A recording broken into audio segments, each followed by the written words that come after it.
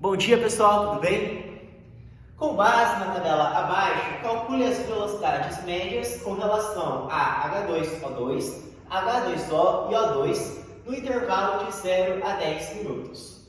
Pessoal, quando nós falamos em velocidade, velocidade lembra veloz, veloz lembra rapidez, taxa de desenvolvimento. Posto que a rapidez com que uma reação química acontece não é necessariamente a mesma durante todo o processo. E é por conta disso que nós trabalhamos com a velocidade média.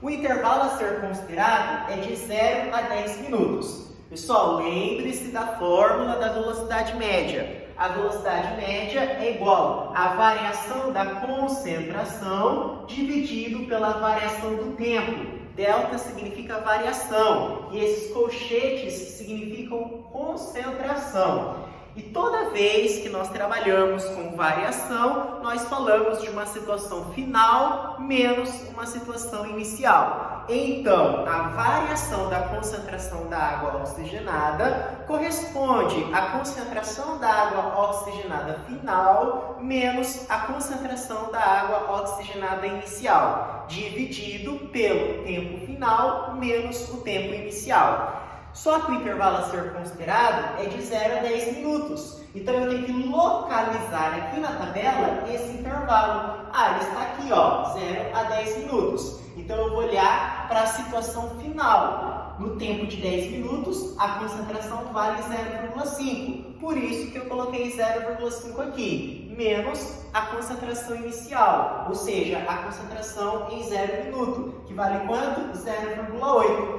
Aqui, 0,8, dividido o tempo final, 10, menos o tempo inicial, que é 0.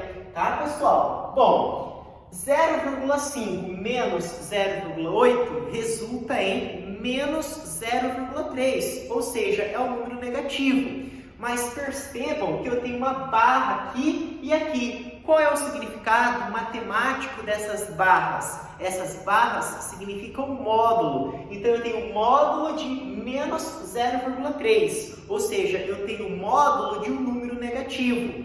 O módulo de um número negativo é o seu simétrico. Então, vai ser 0,3. Lá nas aulas de matemática, quando eu tenho um módulo de um número positivo, por exemplo, o módulo de 3, porque 3 é um número positivo, é o próprio número, 3. Agora, se eu tiver um módulo de um número negativo, como por exemplo, o módulo de menos 3, vai ser o seu simétrico, que é 3. Então, aqui no caso, é o módulo de menos 0,3. O módulo de um número negativo é o seu simétrico, ou seja, vai ser 0,3. Dividido por 10. 10 menos 0, 10. Isso resulta em 0,03. Tudo bem? Obrigado.